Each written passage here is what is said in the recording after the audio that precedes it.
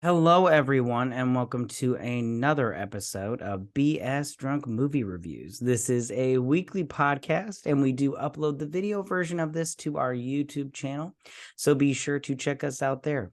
My name is Matthew, and as always, I'm being joined by my sister, Vetta. Hi. Hey.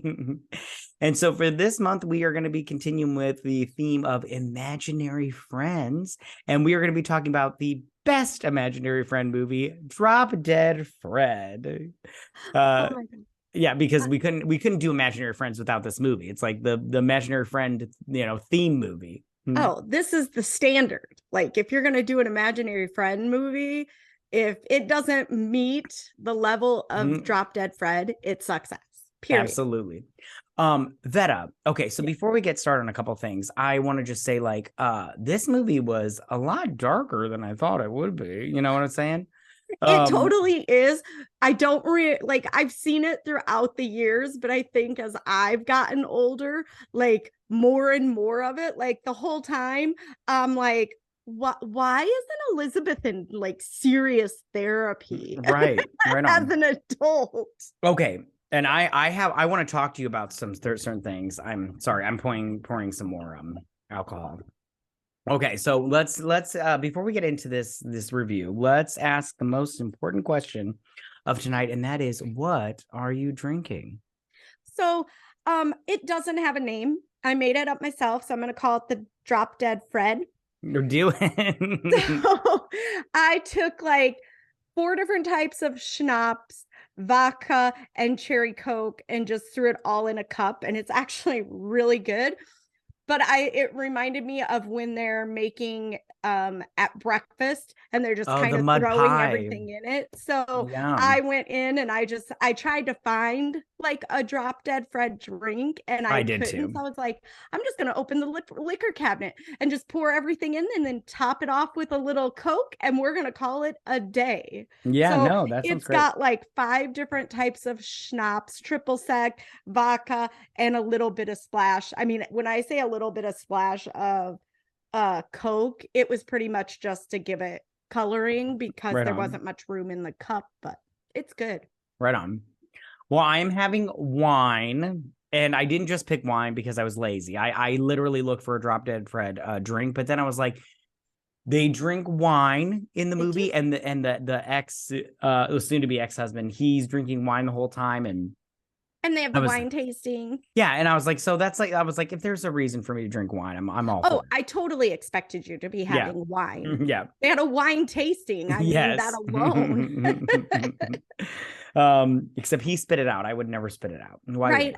That's the one thing I don't get about wine tasting. I mean, if they're trying to keep their palate clean, then drink a sip of water. Or yeah, that's like what I do. Sushi, they tell you if you go from like a tempura sushi, a sushi with a tempura in it, or a spicy sushi, that's what the ginger's for, is to cleanse your palate. So at a wine tasting, pass out some ginger, cleanse your palate. Yeah. That's a good idea. All right. So let's get started on this movie. All right. So it starts off with her as a little girl. By the way, very cute little girl. And her mom's reading her a bedtime story of was it Cinderella? I didn't write it down. I didn't. Yeah, it doesn't matter. Anyway, so and she goes, and did they live happily ever after? And she's like, yes, of course they did, Elizabeth. They live happy ever after. And she goes, that's bullshit. And I was like, excuse me, little girl, you need to calm it down. So although cute kid. So I was like, well, you kind of get away with it. So we go through that long ass thing, and then it goes to 21 years later, and she's sitting in her car and she's talking to herself, where she's like trying to motivate herself. She's like, no, Charles, this is important to me. She kept saying, this is important to me. And I was like, is it important to you, honey? So she's like going through what she's gonna say when she goes into her husband's office. Yeah. She's practicing her speech. Yeah, which I just want to say right now, I've done this so many times. Yeah, I've done this so many times. Like, I've just been like, oh, what are you gonna say? I'd be like, and I'm like, no, bitch, listen here, and everything. So she prepares her speech, but then she goes into her husband. By the way, he's a car dealer, and he flips the switch on her. And he's like, oh, this was you were right. I should go and be with Isabella.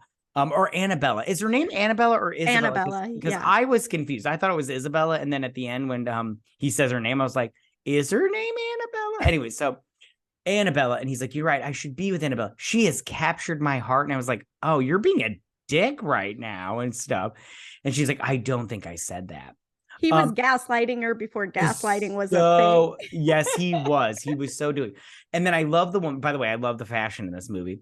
I love the woman. She's like, the fact that she's what, like 30 years old and she dresses like she's in kindergarten still. Like, holy crap. You're right. I don't know. I kind of liked it. I thought it was kind of charming.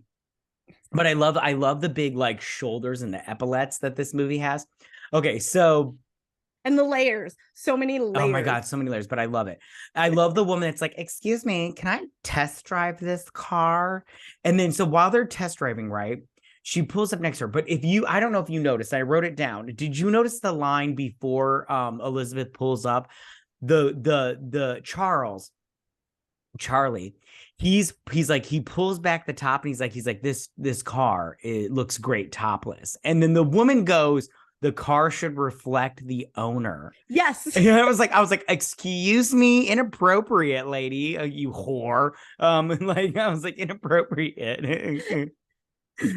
I was like, I'm pretty sure in today's society that'd be like a hashtag Me Too moment. I don't know, because in my opinion, I don't think Charlie is attractive. So I was just about to ask you that. Adios. Yeah, I didn't think he was that good. I don't think he's that good looking. So I'm like, why are all these women fighting over this dude? And I'm sorry, I don't find him charming either. Like, I don't know if these girls seem to be charmed by him. And it's not like you're going, oh, a car salesman, the man of my dreams. Exactly. I was very confused by like why these women are like falling for this hunk of beef in quotations. So then she's on the phone, by the way, on the payphone, which those don't exist anymore, with her bestie, which is Carrie Fisher, long rest in peace. Oh. And she's telling her about her whole ordeal. Remember when there were no cell phones and you had to do shit like that and everything to talk to your bestie? She's searching for quarters. Oh my God, right? Remember like having to pre-plan quarters before you got out of the car to make it? Yeah. And do you remember being so cheap? Like, I don't know if when you were in high school, but when we were in high school, like we didn't have, like, I never had a quarter, but mom would always be like, when you're done with practice, call me. Cause we only live like 10 minutes away from the high school. And I would do the collect call and go, Mom, it's me. Practice is over. Come and get me. Bye. Hey, bro, I didn't do that. I could never find a quarter. So when it would say your name in a collect call, Mom, it's me. Come and get me. That's so funny. Okay, so while she's doing that, a guy breaks her window, steals her purse, and another guy steals her whole car. And then she goes back to her job, which she is a yes, thank you. And because she's late, she gets fired. And so while would she get fired though? Because she comes in and is like, I lost my husband, I lost my purse, I was robbed, and I got my car stolen. And he goes, all that on your lunch break? And she's like, yeah. And she's clearly carrying like the police, because like when you file a police report, the cops give you a card with all the information on. Could he fire her because she was robbed and all of that? That portion of the program I do not know about. I'll say. And it bothered me even as a kid. I thought that judge was a dick. Oh, he was a dick because he didn't have any sympathy for her. And I'm like, oh, she just lost her husband and, whatever. But what are you going to do? Okay. So then, sorry, I'm pulling up my notes. Where did those go? Okay. Sorry. Okay, so she gets off the elevator with her box, and a small piece of me, there was a security guard on there, and I was like, you called security on this little woman? Like, what is she gonna do? But he like passed her. I don't know, but it doesn't matter. So then she trips over a briefcase and knocks over all her stuff and runs into Mickey Buns. Okay. And first off, Mickey recognizes her like right away. And I'm all like, really? Because I don't think I could recognize somebody that I grew up with that was 6 years old when we moved away. Not a chance. Yeah. And then he talks about how he's there because he's in a divorce. And she's like, oh, I hate that word. I'm like, don't we all? He's like, yeah, but I get to keep my daughter. And I'm all like, what's going on here right now? This is a weird meet cute. But I loved it. And then he talks about how she was crazy when they were younger. And he's like, remember what you did to my grandma? And I'm like, what'd you do to your grandma? Right. And everything. I was like, story time. Yeah, exactly. And all she did was throw paint on her. And I was like, oh, that's not that big a deal. I mean, it would suck, but it's not that big a deal. Although I did laugh when she threw the paint on her. Because I was like, this little it's bright yellow. Like, why does anyone have bright yellow paint? Right. And then oh, excuse me. They shaved a cat. Whose cat was that, by the way? I don't know whose cat that was. I have no idea. And, I don't know whose cat it was either. Right. So then Carrie Fisher comes by her office and she's all like, you need to. And I'm sorry. Listen, I love Carrie Fisher, rest in peace. But her big bag of bullshit, this whole movie, where like you need to breathe in your inner light. Are you surrounded by light? And I'm all like, what are you talking about? This Sanjay Gupta shit is getting on my last nerve. So then she's all did you like Carrie Fisher's character in this movie? I did. I love the fact that she lived on a boat. Oh my God, I love that so much. Although I wouldn't live on a boat. I wouldn't either. I love the fact, what's her boyfriend's name? Mort? Yes, Mort. Sure, whatever. Murray. I love that she's like, this is the one night a month. I'm like, is Murray married or is he only coming to town once a month? What is happening? We need more story of what's going on here. Right on. So they go back to her apartment and her mom's there and she's like, I heard. And I'm like, how did you hear? And she's like, and then she tells her that she's coming with her to live with her. And I'm all like, no, don't do it. And she does. And I want to, can we real quick talk about the mom for just a real quick second? Because just a real quick second? It will not be a real quick second, but I have thoughts about the mom. Okay. What are your thoughts? You tell me what your thoughts are first about the mom. I hate the mom so much.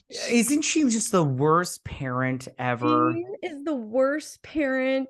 She is just a terrible human being, because even when it shows her interacting with the dad when he was still in the picture, she is just a horrible person. Like, she has this picture perfect image and she doesn't care how big of a bitch or who she's got to murder to keep that image. She cares more about the perception of their family than their actual family.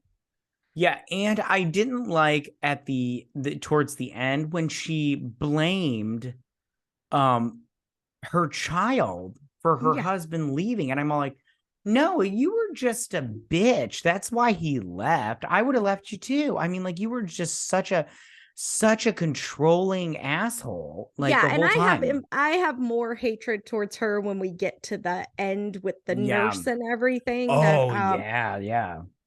But yeah, this mom she just liked the idea of a child and a family and a husband, but she didn't actually like having them. True. So true. So true. Yeah, I just didn't like her. Everything about her, I was like, why didn't Fred ever do anything to her? Yeah. Oh my gosh. Which I want to talk about Fred. Okay. When we get to when he pops up. Okay. So then they get back to her house and she says, mind the carpet, because there is a sign there that says that it was just shampooed or whatnot. Yep. She just had it cleaned. Yeah. She said, yeah, because it says do not remove that sign or whatnot. And so she goes up to her bedroom and she opens up the closet, which I'm like, why are you opening up the closet? But I'm like, you have to, because you're setting up Fred. But explain to me why her room still looks like a 6-year-old girl lives right. I don't get that either. Like, I feel like she was never allowed to grow up. Oh, I get that too, which, explains a lot with her like fashion and all that stuff. Yeah. So she pulls out this Jack in the Box that has tape over it, right? And then she sets it on the thing and then she's sleeping and she has a memory from when she's little. Now, I want to be honest with you. When I was little and I saw this scene for the first time and he like puts his hand behind the pillow and then he like taps her on the head, that scared me. I was like, what the fuck is going on here? And then she wakes up and the box goes off, and then she releases the tape and Fred pops out. And now the introduction to Fred is the best because he's all like, hey, ew, you got old and everything. Face. Yeah, It's her snot face. Snot Snot face. face. Is And her then he's like, nickname. yeah, and he's like, where's all the dolls? I want to play with the dolls. And he's like, hello, Aunt Jemima. Hello, Angelique. And everything. So, okay, I'm going to ask this question, and then this is going to be a theme throughout this conversation and I want to know your opinion, was Fred real, or was Fred really a part of her imagination and she was doing all this stuff, but seeing Fred do it? I think that can go either way. I feel like it could be real, and I'll explain why when we get there a little later. I think he could be real, but I also think he could be a figment of his imagination. I'm going to fall on he is real because I like that version better. I totally believe he's real. And I do have a reasoning for this, which we will get to later on, like you said. But I do think he's real. Okay. Yeah. So then, long story short, he's like, you grew up. And she's like, yeah, I grew up. Now, one thing that I did not like in this movie, and I don't know if you cared for it, when he's like, oh, I forgot to give you something. And he like wipes his finger in his nose and then he rubs it on her cheek. Fucking gross. Do that to nasty. me. So gross. Absolutely horrendous. Oh, no. I'm telling you right now, rub your and boogers on my face. When she does it at the end of the movie. Yeah, disgusting.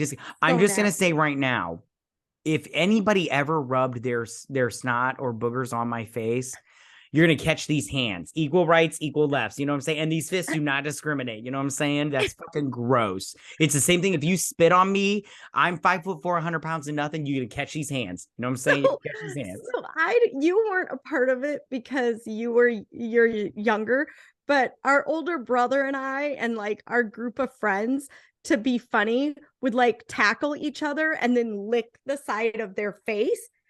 That's not funny. That's not funny. Okay, continue. It was funny. Now I'm like, what the fuck was wrong with us? That's disgusting. Yeah, that's not funny. I would not be happy. A booger on me and you're not my 3-year-old child who doesn't comprehend any. That's going to get a lecture from mom about why we don't do that. If you're anyone else, yeah, I'm like you. I'm getting in the car and I'm running over you. And then I'm backing up and running over you again to prevent you from doing that to anyone else. I'm helping the world. Yeah. So then he goes and he gets one of my favorite parts of the movie. Oh my gosh, so good. So he finds some fresh dog poo and he rubs it all over her freshly cleaned carpet. Shampooed white carpet. Yeah, and I love the song that he sings. He's like, dog poo, lucky, dog poo. Pull up the side, pull up there, lucky, smelly dog poo. So good. I have remembered that song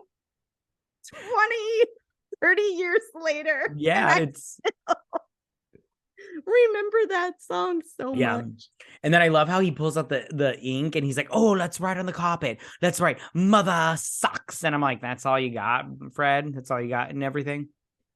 And I did, although I just want to say, when he throws the ink blot or whatnot. Mega bitch. That's what they called her. Yeah. Mega, or was it Mega Beast? I thought it was Mega Beast because when I thought it was Mega Bitch the first time, but then he kept... But did he change it to Mega Beast? I think it went back and forth, but I prefer Mega Bitch over Mega I prefer Mega Beach.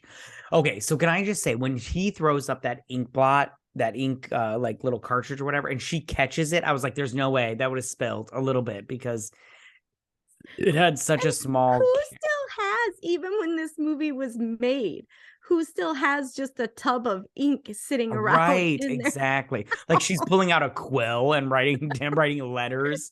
She's doing calligraphy from the 1300s. Right, she's like, thus come over Saturday to prepare for gala and everything. And you're like, get the hell out of here. Okay, so she plays hide and seek and he goes hides in the woodshed. And she wakes up the next morning and I love how when she's walking down, the carpet is completely cleaned and everything. And she's like, oh, thank God. And then she comes and she finds her mom and she's like, I ask for this carpet to stay clean, and this is what happens. Dog mess. And she doesn't even say shit or anything. She just says No. mess. So then while they're at breakfast, Fred shows up and he's like, oh, it's the mega bitch. Be gone, Satan, and everything. I love this part. And I also have to say, I did love the fridge gag when he pulled out his head and he was like, whoo, whoo, and everything. And then he's trying to smoosh it back. Yes, together. yes. I yes. love that.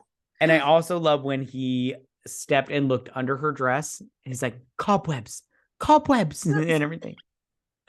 What did you think about this? I love that part. I love that, I don't like that he flicks boogers in her tea. Yeah, gross. But I love that Lizzie, which is what everyone calls Elizabeth or did when she was little or whatever. But I love that Phoebe Cates just absolutely positively is trying to not acknowledge Fred. And she's just doing a terrible job of it. Like she makes herself look more crazy than if she just nodded or whatever. Yeah, a small piece of me almost would have wished they wouldn't have shown Fred so we could see what she looked like without Fred there, to see what everybody else was seeing when Fred wasn't. That would have been nice if they'd have done a point of view like that at some point in the movie. Just flipped over to like what the mom was seeing, like at the doctor's office or something. Yeah, that would have been great. Okay, so then Fred is all like, oh, you got married, you're getting it on with like the pigeons, and then he starts attacking the pigeons because they know. And she goes out there and she's all like, I can't remember what she says to him out there, but she's all like, he's like, oh, you just want me to go away, and he's like, I'm gonna stand in front of the first, and he turns around and there's a fire truck. He's like, first fire truck that comes along, and then he gets hit. But I just want to say, where did they get the fire truck from? Like the 1950s? Like, what's going on here? I was like, are we in Mayberry? Exactly. Like, or what was that movie that was in black and white and Pleasantville? Yeah. It's like, is this the color version of Pleasantville? What's happening? Right on. So we get a flashback then of him, and they're gonna be criminals. And he's like, I made you stripey. And they go in, they get out the trash, and the parents wake up and everything, and the cops get called. And the dad tackles the cop and gets arrested. And I did like this part because he was up in the tree and he was talking to her about her mom. And he's like, all she does is yell at your father and call you wicked names. You're great. And I was like, you know what's crazy is your imaginary friend is telling you hard truths and you don't even realize them, that your mom is a fucking cunt. I'm sorry. You can't recognize that your evil mom is just a total bitch. And she is a mega bitch. I do not like the mom. I have to say there's no redeeming qualities in that woman at all. So then her mom takes her for a makeover, which I have to admit the makeover was better. Even though it was single white female, you know what I'm saying? Like the clothes I hated, the hair was fine, but I like the hair better after it's cut shorter. Right, I agree. I like it really the shorter look, but I don't mind the clothes. It's just it would have been better if it wasn't the same thing her mom was wearing. Like I'm like, mom, you're being weird. Don't be weird. I also like that they use MAC makeup. MAC makeup is the best. Yes, agreed. So okay. So they get back to the house and they find a letter, okay? And I want to talk about this, okay? Because it leads into the fact that I think that Fred is real, okay? So it's a Fred from Charlie. And he's like, oh, I love our mornings. You are like I love your gentle touch as she cuts his throat while shaving. Yeah, she is imagining all the things that she thinks Charlie's thinking of when he's writing this. Right. And then you are like a French Bordeaux that's been aged finally. And I'm like, who fucking writes this shit? What? And everything. And then she's like, I want to meet you at a apartment tonight. Love, Charlie, or whatever. So she goes back there and Fred reveals that he wrote the letter. And I thought this, and okay, so real quick, I just want to say two things. This is one thing that I'm like, this is why I think Fred is real, because he wrote a letter. Yeah. Like, but also I talked to my wife about this and she's all like, yeah, but he didn't really write the letter. She wrote the letter and left it there before they left. I'm like, how did she do this? Like her mom watched her like a hawk. And I'm like, how did she get it underneath the door before they left? And she's like, she dropped it before they left. And I was like, all right, that's a good point. Okay, but I still think Fred wrote it. Did you make her drink? She was making too much sense. Yeah, that's what. Yeah. That's what I say to her all the time. Like, stop making fucking sense. It's annoying. Anyways, so she and then he reveals that he wrote the letter, and I thought this was really horrible of Fred because then she starts. I thought it was horrible of Fred, but it also got her out of her mom's house. Oh, like, that's a good point. That's a good point. And I go, so yes, it was a terrible way to do it, but he had good intentions. He just did it in a shitty way. Right. Okay, now that you make that point, that's a good stop making sense, fucker. So yeah, no, that's a good point. He did get her out of her house, and that's what she did need that. But I still felt bad for her when he revealed and she got that look on her face. I felt bad for her because I was like, that's really mean. I mean, because she was very hurt by it. I did, although I love the trick that he took his ear and he folded it into his earlobe and then he popped it out. I was like, that's talent right there. I was like, I wish I could do that. And then he tries to give her that freaking Oreo from his pocket. Gross. So never take food that is not individually wrapped from the manufacturer from anyone when they take it out of their pocket. Right. So then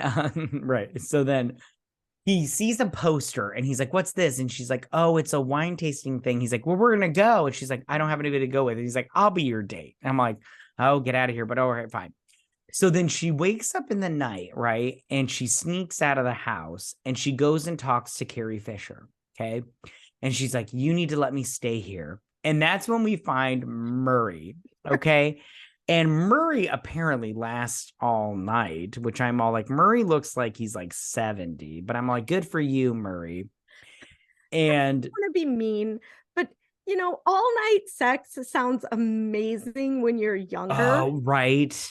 When you're like when you're first starting to have sex and you're young and you're all like, I don't have anywhere to be or anything to do. Right. It sounds amazing. Right. Then you have kids and you're just like, when your kids are babies, you're like, shit, they're asleep. Should we try really fast to do this?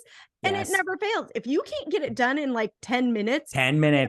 It's like the minute you try to be intimate, it's like your kids have some like super cock blocking power when they're younger. Preach it, sister. Oh my God, you're so right. And then as they get older, then it's more of you're like sneaking around like you're teenagers when your kids are teenagers because now you don't want to scar them. Right. That's so true. I don't have teenagers, but yeah, it's so true. It's so true. I think by the time I'm able to have sex again, anytime I want at any time of day in my house, I don't think all night and all day Murray looks like he's in his 50s. I'm going, no, that just sounds exhausting. Like I have laundry to do. I'm in the same boat. My husband's got a job to get to the next day. I got dogs. Yes, preach it, sister. Yeah. And just go. I'm like, Carrie Fisher here. Come on. Girl. Yeah. 10 minutes. Exhausting. That sounds like work. Like it should be enjoyable. It shouldn't sound like a part-time job. Right. Exactly. And I'm all like, I'm sorry. Don't you get tired? Listen, my arms get tired after like 10 minutes. I'm all like, yo, I've been pumping away. Can you get on top for a minute here? Because yeah. And then when the girl gets on top, she's like, all right, I just feel like I've been doing squats for 30 minutes. Yeah, Can I yeah, exactly. That's how it is. So it's like, I'm in the same boat. I'm like, listen, 15 minutes tops. That's all it needs to be. I'm like, okay. And again, you're my brother, so I apologize. I'm like, I don't need all night long. I need a good orgasm that puts me to sleep like a lullaby, and I am a happy lady. I get you. Yeah, you're totally good. Okay, so Carrie Fisher lets her stay in her boathouse, which I'm like, I don't understand this process of living, but hey, no judgment. I just don't get it. And we get another flashback, right? and Fred cuts off her hair, which I was like, Fred, rude. Okay. She has beautiful long locks and you just cut it off. You But asshole. every child, as you learned, goes through Oh, that experience of yes. somebody Ooh, cutting all their right. child's Story hair. time. Story We time. have Okay. side note, story Yeah. time. Yeah. Give me 2 minutes. Okay. So I have a child, and when she was 5, And his her daughter best, has the most beautiful hair. I mean, yes, she's she a has beautiful girl in general, but her hair is just yes. lovely, beautiful locks. Yeah, she has beautiful hair. I love her hair. Okay, so it was the day before pictures at school, and her best friend Ariana talked her into cutting her hair, cutting bangs in her hair underneath a table with scissors. And if I tell you, this shit was so lopsided, it was ridiculous. And and I was so like, listen, my wife wasn't upset because she's like, kids are kids, but I was like, Yeah. yeah, but it's before picture day. If it wasn't before picture day, I wouldn't care. I was like, so it didn't look terrible, but I wish they hadn't done it. But they cut her hair, they cut her bangs, and I'm like, all right, I guess we're gonna have to deal with it. Which, by the way, she loved it, but I'm all like, is Because he? now she looked like her best friend. Yeah, and I'm They like, were twinsies. I'm like, baby, it doesn't. I'm like, okay, fine, whatever, it's fine. You love it, fine, okay. So now But I'll tell mine yeah, story. you did tell your story. I'm excited. So I have two daughters, my younger two daughters. They're really close in age. They're less than 2 years apart. And it is immortalized in school pictures, hockey pictures, everything. They Right. decided they were going to cut each other's hair, or they were going to cut their own hair. That's what it was. They were going to cut their own hair. So the older one just cuts like, a couple inches off of a chunk off of the side. So she doesn't do anything bad. But the younger one had, I call it Matilda hair, because the little actress that played Oh Matilda, yeah. she had hair like that, and she had the cute little bangs and everything. So she cuts her bangs. They are now zigzag. And then she cut around her ear, like cut the hair that was hanging around her ear.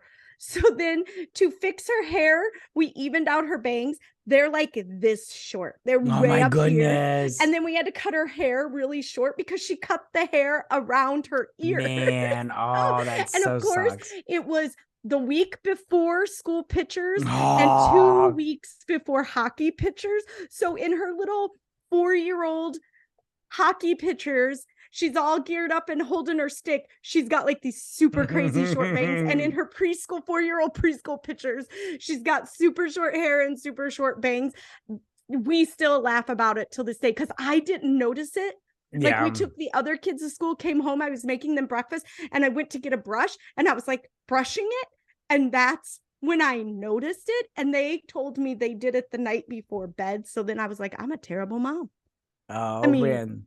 mine happened under my nose. Yours happened at your kid's school. Yeah. So you could blame the school. I ain't got to blame me for apparently bad parenting or something. No, kids are gonna be kids. You know how it is. But I'm in the same boat. I was like, so like, oh no, why couldn't you do this day after? It would have been fine if you did it the day after. And now I have that same daughter that cut her own hair. She has beautiful hair and she brushes it like 500 times a day. Right on. Now you appreciate it. Right? Yes, exactly. All right. So then, okay, back to the movie. Yeah, so Fred has cut her hair as an adult, and it is lopsided as shit. And Carrie Fisher's like, "Hey, we're gonna go to work. Murray, let's go." And Murray's, judging. So she is on the houseboat, and she thinks she sees Charlie on the river and everything. On their boat. Yeah, on their boat. But I didn't think it was. Did it look like Charlie to you? Because I saw the dude and I was like, that's not Charlie. You're just being crazy. I think she just wanted it to be. Yeah. So then she drives her houseboat. And of course, Fred shows up. And he's like, "Arr, matey, we're pirates. We're going to chop off our leg and glue on a wooden one." And she's like, "Yep." She's like, "Don't touch anything." And he's like, "Can I touch that one?" And he's like, "No." And everything. So he ends up touching something. And then he's all like, "Don't worry, I'll go down to, whatever and fix it." All he does is smash everything. And I think at one point there's a sign that says turn off if moving or something. I don't remember exactly what it says, but yeah, hold on. I think it said something like it's only active in docking. yeah, yeah. And yeah, well, Fred, okay. So, and this goes back to the whole, I think Fred is real because how did she drive the boat and smash all this stuff? You know what I'm Well, saying? and I think he's real. I mean, I can make a point for him not being real as well. I Oh, totally could. yeah. But I'm on the point of I believe he's real too. And my biggest thing comes when we get to the doctor's office later. Yes. And I But want to, yeah. but I go, that scene definitely tells it because the boat never veers or curves. It literally sinks in like the middle of the river. And if she went downstairs and was breaking all that stuff, it wouldn't have stayed going straight. I don't Yeah. think that's how that works. A For car sure. doesn't stay going straight. If you go, look, mom, no hands, it starts to veer a little. So, Yeah, exactly. Exactly. So, yeah, like I said, the boat ends up sinking, which you only see like the top half of it. So she has to suck it up and go tell Carrie Fisher that she sunk her sunk her home and house. sunk her whole life. I'm sorry.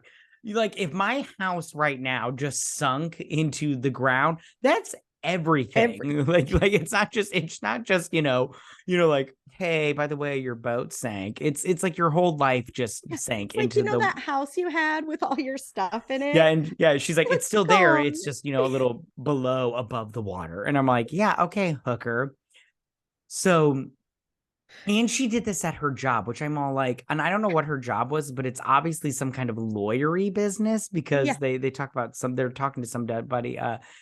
But she confronts her there, which I'm like, this is the worst time and the worst place to confront somebody and be like, hey, I sunk your house. and Carrie Fisher took it a lot better than I would have because I'd have been like, listen, hey, crazy, you're about to catch these hands. You're about to And a catch little these bit hands. later, when she gets the check from the insurance, Oh, she's yeah. like, tell Fred I said thanks. And I'm like, no, don't encourage this.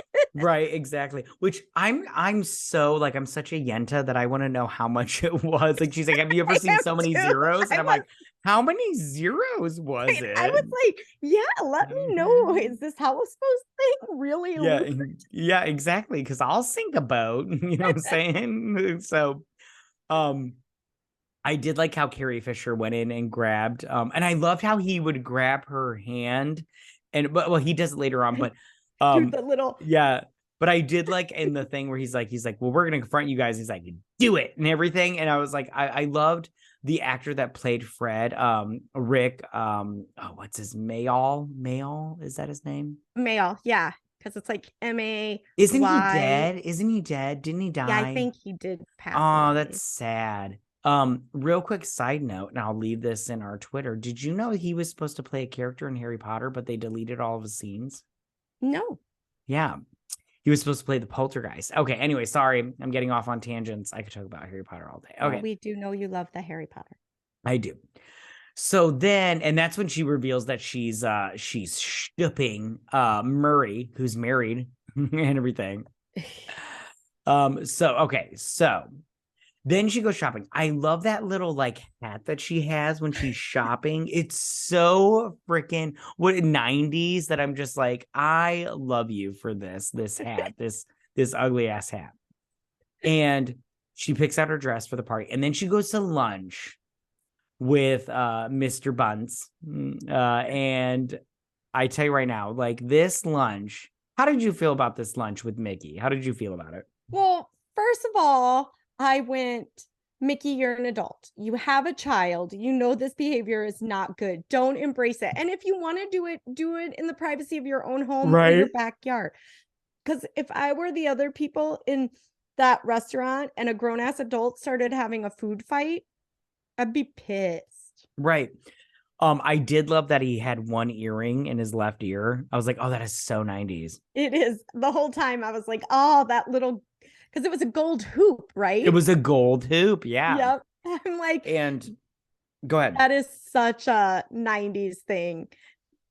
Yeah, it's so 90s. And okay, so I love how he's he's sitting there talking to her. And I love how Fred shows up. I love how he like would grab her hand and like dump her water in her thing. And then and then that whole like where she was all like doing this thing where she was like flicking her hand.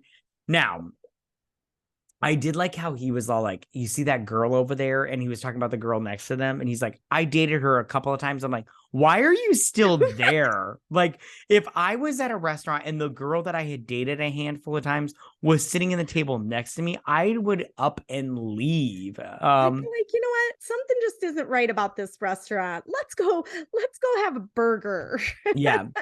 And so then she ends up throwing a plate of food. And by the way, Mickey is loving the shit out of her nonsense. Her big bag of bullshit, he is all in on because he's like, no, I wish I could be like that. I wish I was so different and wacky. And I'm all like, you mean childish? Like, so she throws a plate of food. Okay, can I just say, when she throws her plate of food, that woman that Mickey dated is so ridiculous. She's like, and I'm like, oh, get over yourself. It's fine. Yeah, I did like how he was like trying. Did you get the sense that he was trying to make up for her crazy when she picked up the food and he was like, yeah, it smells good. I'm like, stop carrying water for her. Like, she is insane. Okay.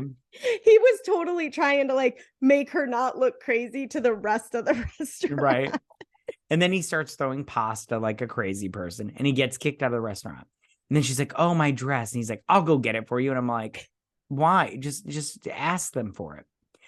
And then she goes to that concert in the mall. What was that nonsense? Like, I thought the same thing. Remember, that was a 90s things too. Like, was it where we lived? Tiffany came and was at the. Oh my God, she was. She filmed that I Think You're Alone Now at the Woodland Mall. Right, and in the airport, the part where she's writing the baggage claim, that's at the Grand Rapids International Airport. Oh my God, I love that song. Okay, so anyway, sorry. And Debbie Gibson played Woodland Mall. Oh yeah. That was a huge thing in the 90s. But this was like a classical concert at the mall. I was like, those are pop stars. I would so see them again. Oh my God. Totally would. So then so Fred, she's like, you're ruining my life. Leave me alone. And he's like, fine, I'm never talking to you again. And then he shows up as one of the violin players. And then she, like a normal person, starts hitting a violin player, which looked like Fred, with her purse. And I'm all like, why are you getting violent now? And then her mom had to come and bail her out by writing her a check. And I love how she's like, such a expensive violin. And I'm all like, yeah, bitch, violins aren't cheap. Like, no, they aren't. And you're a violin player. You know, they're not cheap. If you have a good one and it's your profession, they are not cheap. Yeah, they're not cheap. If it's a hobby and you just like to do it, then you can get inexpensive ones. But I'm going to assume every zero on that check was legit. Yeah, exactly. So I'm just like, you should be thankful you're not arrested, okay, for assault, okay? Then she takes her to, I don't remember, what was the doctor's name? Do you remember the doctor's name? I don't remember. Dr. Royland? Yeah, Royland, something like that. Yeah, it doesn't matter. Anyways. So he's all like, I'm going to talk to your mom. And I'm like, you sound weird. I don't like you at all. First of all, you can't do that. She's an adult. If she hasn't signed a piece of paper saying that's against HIPAA, he can't give out her information. Yeah, to her mother. Right on. Yeah. So she goes, sits and I love the conversation. I love how Fred was like, I'm sorry. And she's like ignoring him. And I love the woman that she was talking to. And she's like, he's real great with kids. Which one is yours? She's like, I don't have any kids. You know, I'm the crazy here. Yeah. I'm here with my mother. She's in talking to the doctor. Okay. So then we get a hodgepodge of imaginary friends, right? Yeah, we get like the island of misfit toys, only in the imaginary friend. Oh, I loved every minute. So we get Go to Hell Herman. We get Namby Pamby, Velcro Head, and Graggy. Mm-hmm. And then, of course, Drop Dead Fred.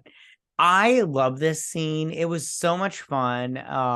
But and then the doctor comes out and The he's all green like pills of the death. green pills, yeah, and they're like, you remember Go-Go Mouth? Yeah, he had the green pills, and he's all So like, this scene is where I go, this is the one you can't argue that Fred's real. oh, I agree. Fred and his little misfit band of imaginary friends clearly come from somewhere. I figure they're in like another dimension or Middle Earth or whatever, because as we've learned in this podcast, every movie, all the fictional characters live in the center of the earth. Yeah, exactly. So So there's clearly a world of imaginary friends that are just waiting till a child needs them, which I love that idea that they're just waiting till a kid who needs them. yeah, Um, but and the fact that they say, remember so and so, they took the pills and he's gone and now. yeah, And I'm like, yeah, Go-Go Mouth. yeah, this is real. And these, because she isn't the only one watching this. At the Yeah, time that she sees this, she's watching Fred being crazy, right. but all of the kids are seeing their own imaginary friend. Exactly. That's why I think he's real. Like they Yes. they live in another, okay, this is gonna get weird and everything, but so I wrote this down. They live on another plane of Yes. existence that we can't see, but Elizabeth can see Fred because he's revealed himself and revealed his plane of existence. But That's what I mean by the whichever other, kid see, calls to them, we're getting into that's the conspiracy kid, theory. right? But whichever kid calls to them, that's the kid that Yeah, can see them. exactly. Okay, see, okay, we're on the same boat. We're on the same boat because while I was watching this, I'm like, am I crazy? Or I'm like, okay, so Because then if this was all in her head, she wouldn't be at a doctor's office with three other kids right, with the exact same exactly. thing. Exactly. Yes, exactly. Okay, so we're on the same boat. Good, good, good. Because I was like, but at the same time, I was like, maybe we'll fight about this and it'll be good for the Yeah. podcast. But Okay. but I mean I can, because I can also see No, the other side and I could make an argument for the other no, I side love, if you'd I like. love that. I love that he's on a different plane of existence. Mhm. Okay, so the mom takes her home and she's got Nurse Bertha and shit. This nurse, I did And not like. again, this Mm, is a violation of her rights as an adult. You didn't go to yeah. court and get her, under a conservatorship or declared her incompetent or whatever. This is just bogus. Yeah, it was crazy, but at the same time, this nurse, she was all like, "I have a black belt in Taekwondo, so you're not going anywhere, honey." I just wanted to go, you could just fat on her and I'm pretty sure she wouldn't be able to get away. Yeah, and then Mickey had brought over her purple dress, which we're gonna Yes. get into. Okay, so then Fred comes in, and he starts talking to her, and he's like, and he brings up the memory of her with the mud pie, and I really liked this. This was obviously the first thing that showed you her father in the preparation of leaving and then leaving. Yes.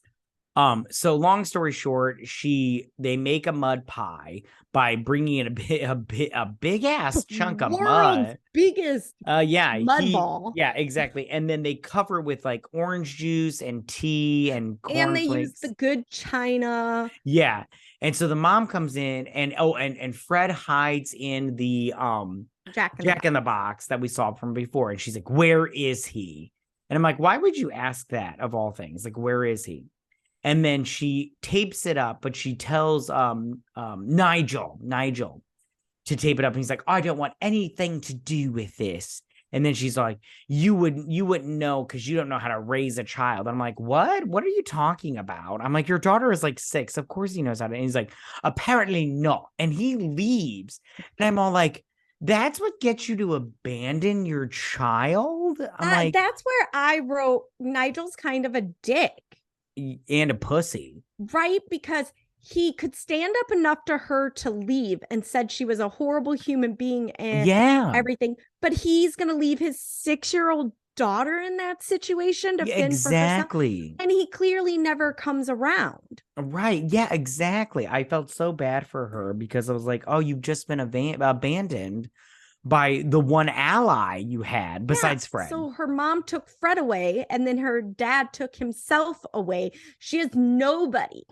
Yeah, and when she was cleaning up those cornflakes, I felt so bad for her. I was like, this is not the way to treat a child. I'm like, this is so sad. And that breakfast part where her mom's cutting her hair, because you see that it's the morning after Fred cut Yeah. her hair, and her mom's trimming her hair, the whole time she's just being a mega bitch. Like, Yeah. And then she writes that letter and she's like, if you come back, I will be your best friend. Promise. And he's like, see right there, it says promise. And he's like, I found that in the garden shed when I was hiding. And she's like, that's where I hid it. And she's like, you never responded. And I'm like, yeah, because your mom taped him up. in the Jack in the Box. Yeah. So she tries to escape, but of course the gladiolas give her away because she sneezes. And I'm like, man, honey, you need to get away from. And that's another thing. Her mom knows, she has to know that she's allergic to gladiolas, but she keeps them around the house. What kind like of your kid having a peanut allergy and you sitting next to him eating a peanut butter sandwich? Exactly. I'm all like, what kind of mother keeps around the thing that you're allergic to? Like, like I don't know. My kids aren't allergic to anything at this moment in time, but if they ever were, I just like, we're never having that in the house. It's so bad. Okay. And of course they can't get out, but then Mickey, they escape through the window, which she loves those breaking noises. And Mickey drives her to the wine tasting, and he's like, hey, he's like, if you ever want to have coffee or some shit like that. I can't remember what he says. Now I just have to say, Phoebe Cates looks amazing here. Her in that purple dress, I was like, bazooka, hello, a nurse. She looks Fred great. didn't look too bad himself either. I love Fred's outfit. I was like, I know what I'm going for Halloween next year. And he had the cane. I love the cane. Yes. I loved everything. And I love the part where they find Charles and he's like, I thought you said he liked wine. Why does he keep spitting it out? I was like, that is an excellent point, Fred. You are making excellent sense here, but that is a thing. I knew there was a reason I liked you, Fred. I knew it. Yeah, that is a thing in wine tastings where you do drink it and they have you spit it out so you don't get too drunk. But me, I'm all like, is that possible? I'm all like, wait a minute, you're just taking a little sip. You're not drinking half the glass. Come on, it's fine. Yes. Okay, so I want to talk about one part in this scene real quick. Okay, so while they're walking along, there's a waiter, okay, and he is holding up 2 trays of hors d'oeuvres. And Phoebe Cates is like, oh, look, grapes. And then Fred grabs a grape from his shoulder, which he's wearing a toga. Yes. And the toga completely falls off, and you see him that he is naked, but you don't see his dick. You see his butt. Now, as an adult, I don't care and everything, but looking back, I'm all like, I don't think this is appropriate to show to children. Why wasn't he wearing underwear? That's an excellent question. I mean, he was quite fit and his man ass was quite, fit also. But I love how he was like, oh, can somebody help me take one of these and everything? I was like, oh, dude, everybody's seen your bits already. So just stand up and be proud. Yeah, exactly. I was like, you've got a 6-pack, you've got the pecs, you're good to go and everything.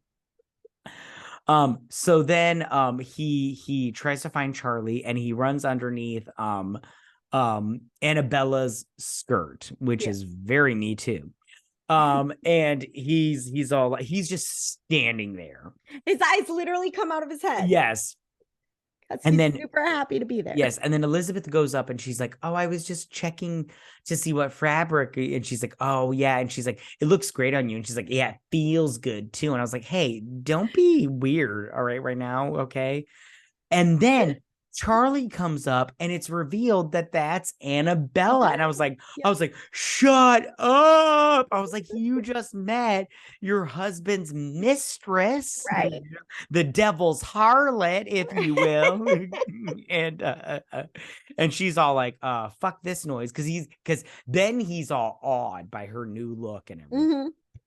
And then Fred, I love how he's all like, we were at a party and the rule is you're not supposed to leave till the end. And she's like, oh, is that the rule? And he's like, yeah. And then Charlie shows up in their apartment. And he's like, you look great. And I was like, get rid of him now. He is not the man for you. No, he's not.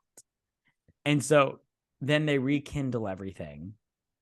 Mm-hmm. And I love how they're about to make love.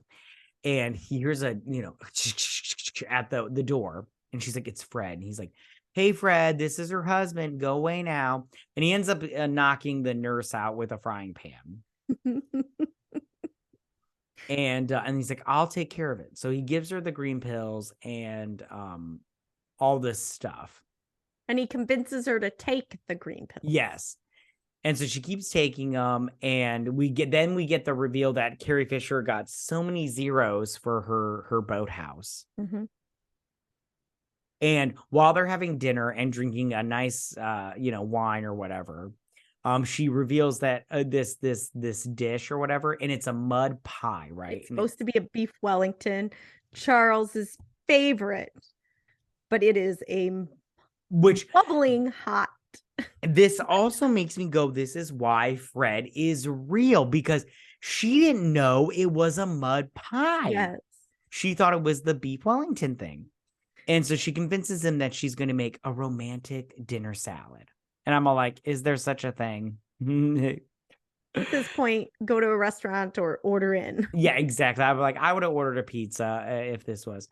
And she's on her last pill. But she sneezes, and Fred overhears that Charlie is talking to Annabella. Can I say he says this line? And I'm like, this line alone, if I heard this, would have made me go, get out. Just get out. Right. Not the fact that he is talking to Annabella.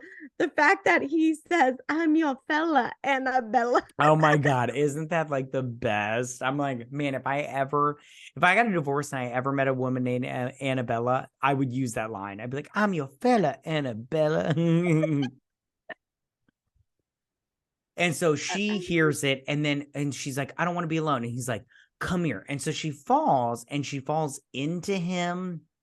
And then they transport to a weird cloud world. I don't know where this was.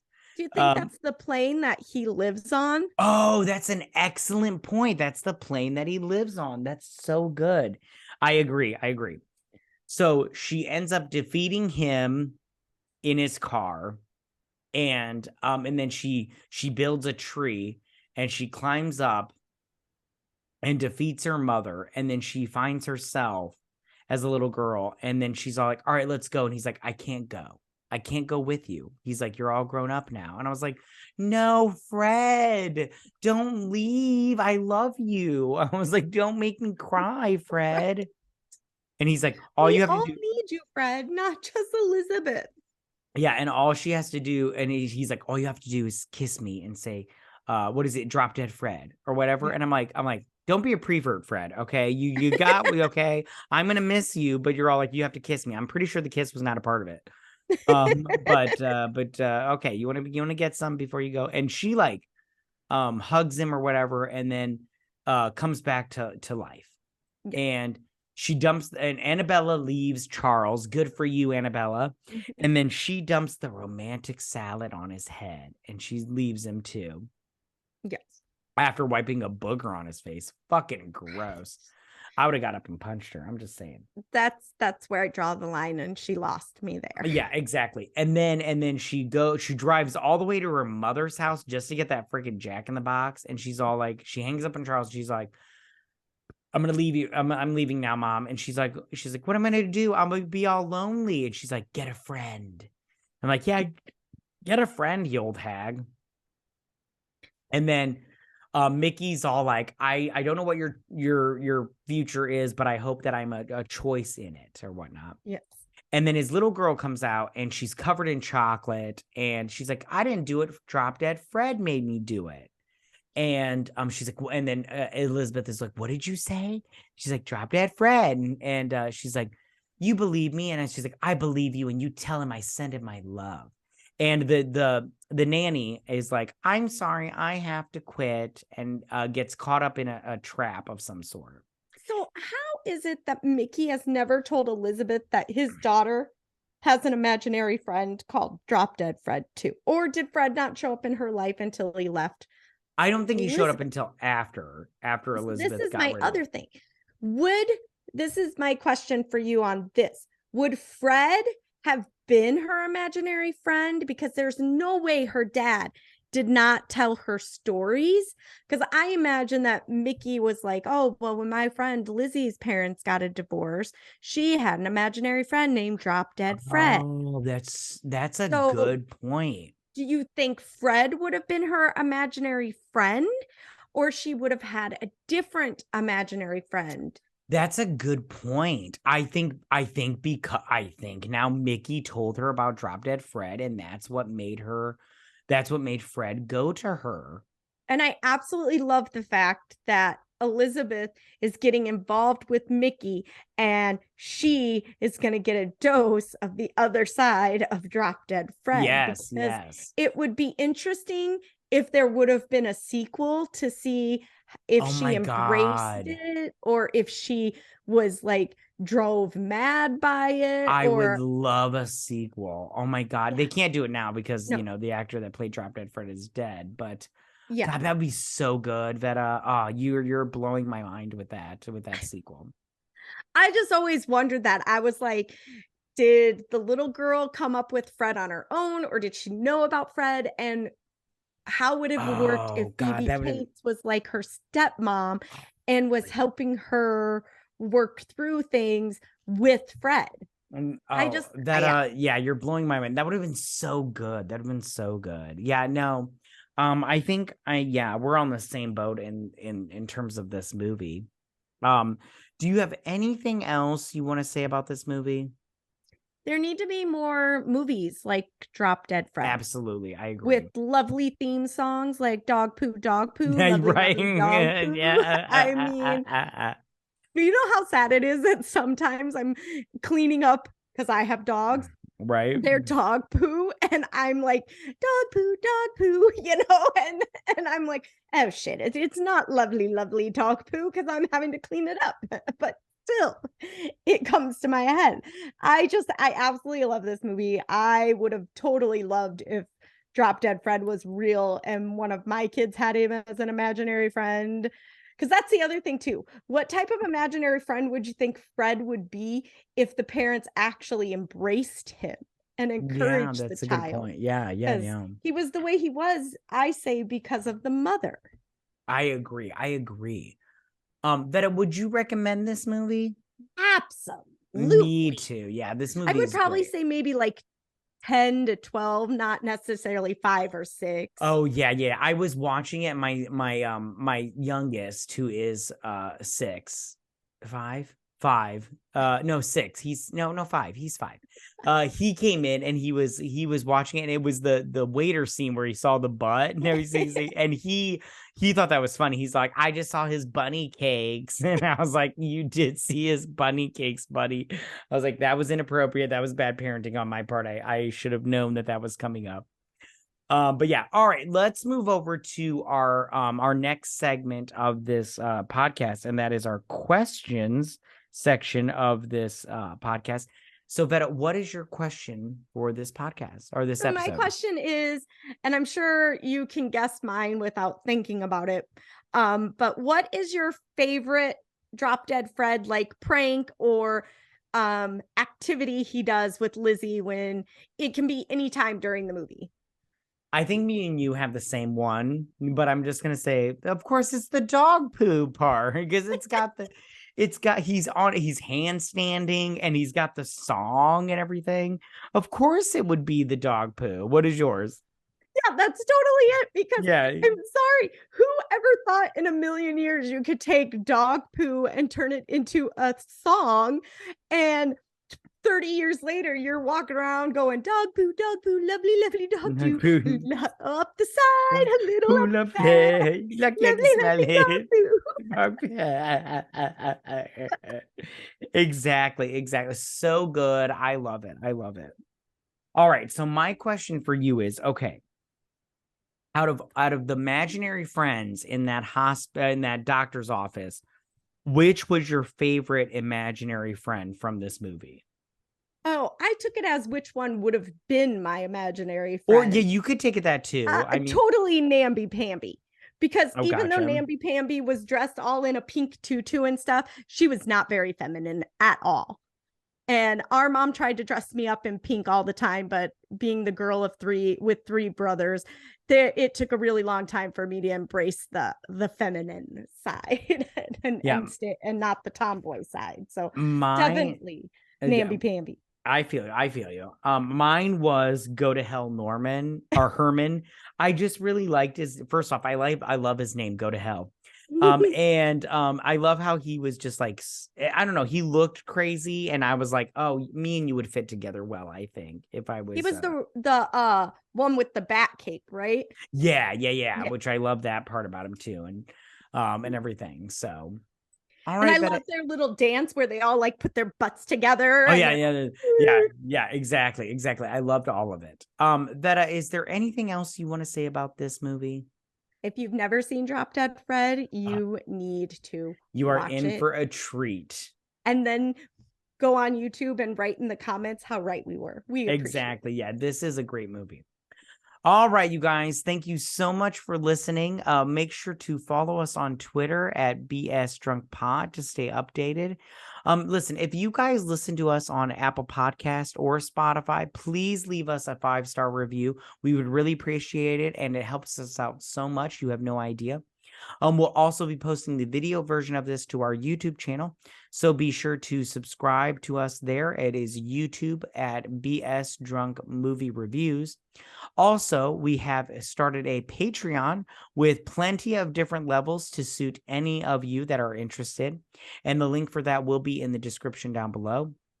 And please don't forget to drink, recap, and review, and then repeat. Bye, you guys. Bye, guys.